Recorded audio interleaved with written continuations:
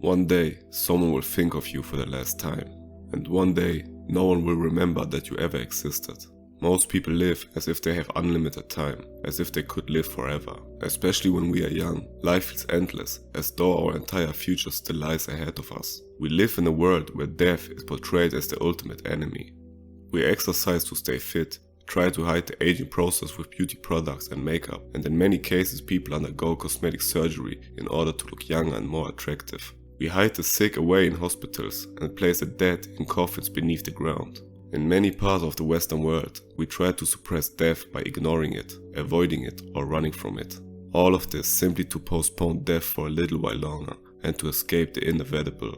Yet, it is precisely this refusal to accept death that often causes us to live empty and superficial lives filled with fear. It is said that all fears ultimately stem from the fear of death. While most people in modern society see death as something negative that should be avoided, many philosophers as well as spiritual and religious figures view death as something that should be accepted and consciously integrated into life. The Romans, for example, had a reminder for this: Memento Mori, remember that you will die. The phrase Memento Mori literally means remember that you must die, or remember your mortality. Its origins lie in the ancient Roman Empire. According to the story, a chained slave would stand beside the king during triumphal processions, moments of glory and victories, whispering Memento Mori into his ear and reminding him that one day he too would die. The slave served as a symbol of the reminder of death, representing decay and aging. Everything that could happen to the slave would one day happen to the king as well. The message behind it was clear: no human being is immortal, no matter how powerful or successful they may be. Later, the idea was strongly embraced by Christianity. During the Middle Ages, Memento Mori reminded people that earthly life is temporary and that one should prepare for the afterlife. As a result, skulls, hourglasses, withered flowers, and extinguished candles frequently appear in churches and paintings. These symbols were meant to illustrate how quickly life passes by.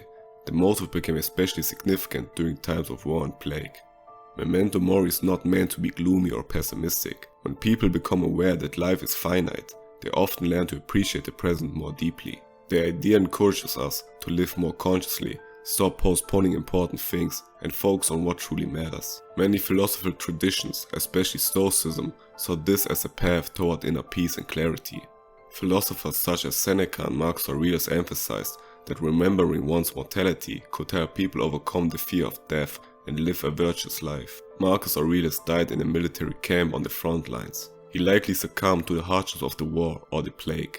His final words were said to be, "Go toward the rising sun, for I am setting.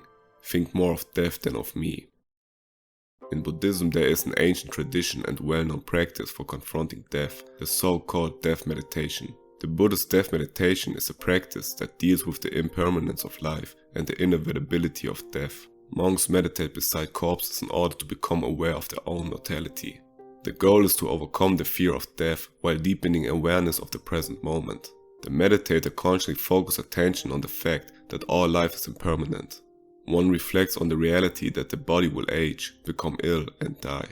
This contemplation is intended to reduce attachment, pride, and greed. According to Buddhist teachings, those who realize that possessions, status, and even the body itself are not permanent develop greater calmness and compassion. In some forms of death meditation, the physical decay of the body after death is vividly imagined.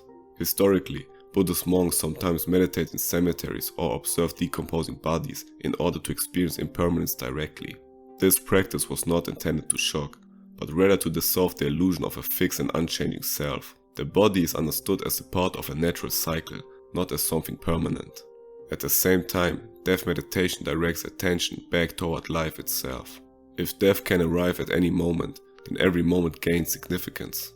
Many Buddhist teachers therefore emphasize that remembering death leads to greater awareness, gratitude, and ethical behavior.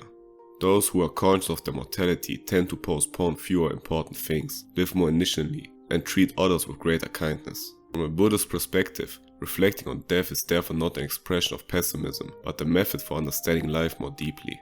By accepting impermanence, one develops greater inner peace and a more mindful attitude toward oneself and others. What we can learn from this is that time is the most valuable thing a human being possesses. The thought of our own mortality should not create fear but clarity. Once we understand that life is finite, our perspective on many things naturally changes. Problems appear smaller, superficial conflicts lose importance, and we begin to think more carefully about how we spend our time. Applied practically, Memento Mori today primarily means living more consciously and authentically. Many people spend a large part of their lives postponing things, goals and dreams. Instead, one begins to ask, if my time is limited, what truly matters to me? This often leads to a greater focus on relationships, health, experiences, and personal growth, rather than status or material possessions. Even taking a few moments each day to reflect on whether one used the day meaningfully can lead to a more conscious life. Others keep journals, meditate, or initially pursue goals that give their lives meaning. Gratitude also plays a major role. Those who are aware of life's impermanence often experience everyday moments more intensely, a conversation with friends or time spent with family. The Stoic idea behind Memento Mori also helps in dealing with fear and stress. Many worries arise from the desire to control everything. Accepting that not everything is permanent or controllable can bring inner peace. Instead of constantly dwelling on the past or worrying about the future, attention shifts more toward the present moment. The idea of Memento Mori is meant to make life more valuable. Precisely because time is limited, it gains meaning. For many people, this becomes a source of motivation to live more courageously, act more honestly, and stop wasting time on things that hold no real meaning for them. In the end, one realization remains: whoever learns to accept their own mortality truly begins to live.